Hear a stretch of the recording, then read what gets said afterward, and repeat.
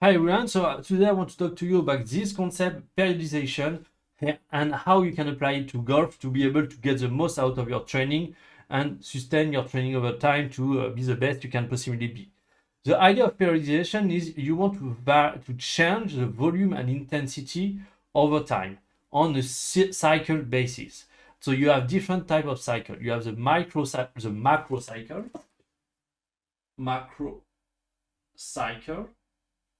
You have the mesocycle, and you have the microcycle.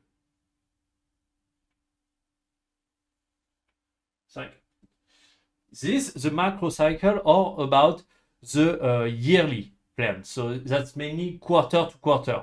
Generally, that's about 3 to 4 months, generally speaking. Then you have the mesocycle, which is a month by month basis, which equate to about between 4 to 5 week cycles. And then you have the microcycle, which is about a week by a week basis. So this is what you're doing inside in your weeks, actually. And this you can actually do. So the way it works, it doesn't matter what type of cycle you are in, they all work the same. Let's take the example of the mesocycle on a week by week basis. So you have week 1, week 2, week 3, and week 4. So the idea is throughout this is a 4-week cycle. If there was 5 weeks, we'll just add another one here. But the idea is throughout this, you're progressively increasing intensity, and then you have what is called a deload week. Deload. A deload week is something simply that is used to actually allow yourself to recover. You're not stopping training, you're just reducing a little bit the volume and the intensity to allow yourself to recover better so you can be pumped up for the next cycle. So here you start with moderate intensity, then high intensity. So the moderate intensity is something that you could do year long without ever actually getting needing a rest. You can just do it over and over and over. For instance, that can be 9 hole. I know that 9 hole I can pretty much do every single day, and I will always recover the next day to be able to do it again. That's kind of what I'm seeing.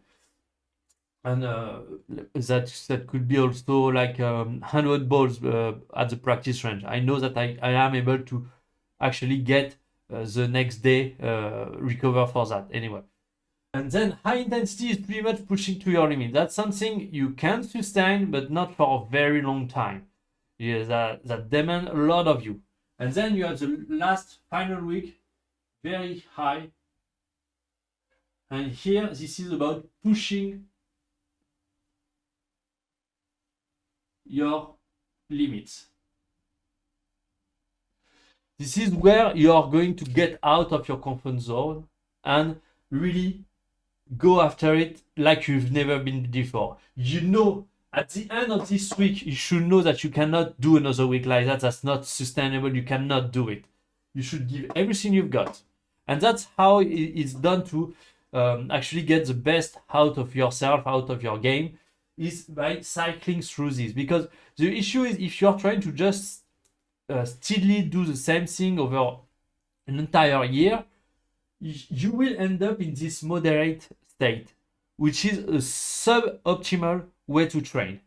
Where here it's clearly overtraining here, but because you're doing it only 1 week a month and you're recovering just the week after, that's okay. And this is where, but that's important because you're pushing yourself to get to new level you've never reached before. So then the next cycle, your moderate week is actually going to be higher in terms of intensity than what you have done last time. But in terms of feeling, how you feel, how you can sustain training, you will think, oh, that doesn't feel that hard because you have pushed your limit higher. That's kind of the idea. And so how you can translate that in golf is, first of all, you need to apply this in your strength conditioning paradigm, where with what you are training. But in sports, you have those two aspects. You have the work in the gym and the work in golf. And so the work in golf, you can't continue to vary both. That's very difficult to actually push everything at the same time. And that's also another concept that is linked to periodization. It's called trade-off. I don't know if that's something linked to periodization, but that's the idea. If the more work you put on something, the less time you have, and the less time and energy you have available for other things in the future. And so, and also there is another aspect that is very important, which is the fact that the better you are, the more volume of training you need in order to actually get better. Let me explain. For instance, you reach a certain level at putting, chipping, and your swing in general. At some point, what will happen is a moderate level of intensity will not be enough to make progress. That will be enough to maintain over time, but that won't be enough to actually get better. Problem is, you cannot reach enough volume by training everything at the same time if you are trying to do very high and very high intensity. If you are trying to increase the intensity of everything at once, what will happen is you are not trying to make a trade-off, and so you cannot reach the level you want. Because I'm going to explain that, because that's a very important concept to understand in order to build your training journey. So there is a very big difference in terms of volume to maintain a skill and volume to increase, to improve at a skill. What happens is, over your journey as a golfer, the volume to maintain your skill pretty much stays the same. And I would not necessarily, I would argue that dropping over time, but at least that stays the same. But the better you are, the more and more and more and more and more and more volume you need in order to just be able to improve. And here is the deal. Let's say here is 100% of your workload capacity. This means that you cannot work more than that. So what happens is, you have you're putting, for instance, you reach a point, so you have I believe that's 30% here, 30% here, 33%, and 33%. Let's make it simple, putting a short game and long game. So if you're, let's say, this and this, maybe the maintenance level for any one of those skills is about 20%, let's say. What happens is, if you just to maintain your skill, no, I mean 20% is a lot higher than what I think it is in reality. That probably 10%, yes, 10% probably is better. 10%. Okay, so just to maintain your skill, you need to spend 30% of your time just practicing those, just to maintain them. That's okay.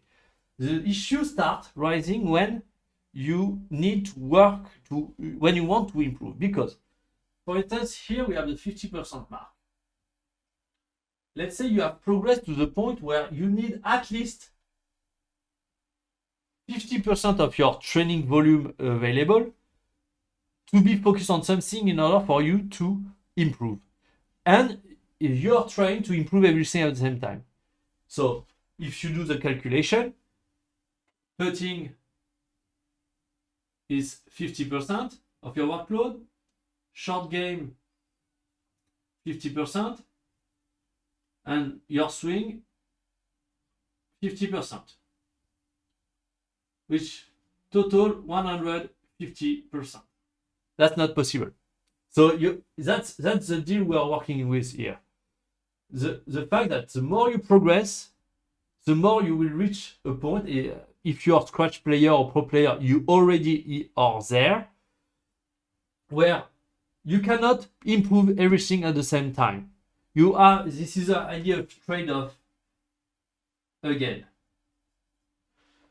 You have to make choices, because what happens is, if you instead of doing that, you decide, okay, for this cycle, we are coming back to those cycles. The idea of cycle is you are building. I'm going to come back to this annual plan that I've shown you again.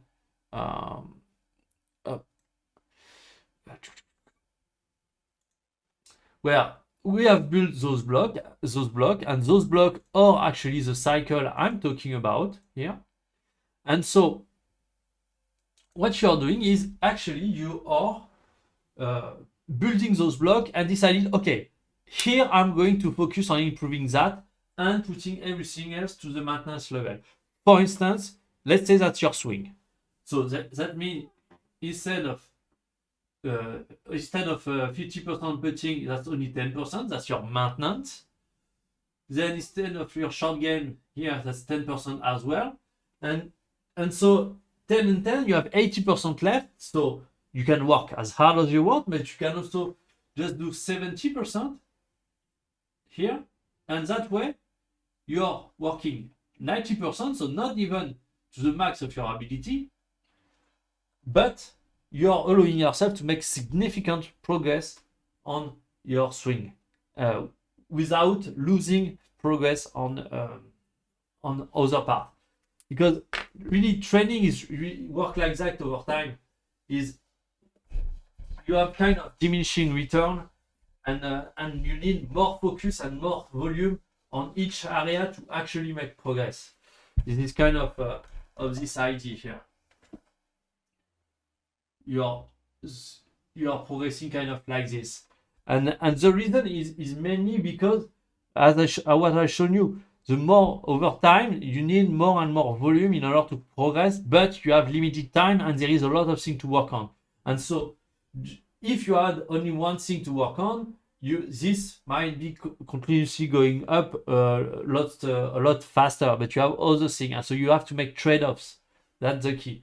But yeah, I believe that's kind of it. That's just really interesting things that you need to keep in mind, that me personally is helping me a lot to focus, to build my training plan in advance, to exactly know, okay, this time I'm going to focus on that, then on that, and try, and also knowing that, and that's important to know where you are, what is actually your maintenance level, what is the minimum requirement that you need on your short game, putting, swing, in order just to maintain your current state, and knowing, okay, this is the kind of volume I need to actually get better. That's things that you need to know as a professional player, as a Scratch player, in order to progress faster. Anyway, I think that's something very interesting, and I'll talk to you more in the future. So that's kind of sorry, I know there is some of you that have subscribed recently. You have not subscribed to those kind of video, but my training, as I said, I want to put it kind of 1 week in daily, so you can see on each day what I'm actually doing. So I'm trying to fill out content like this. I hope that's interesting at least. Anyway, thank you for watching. I'll see you next time.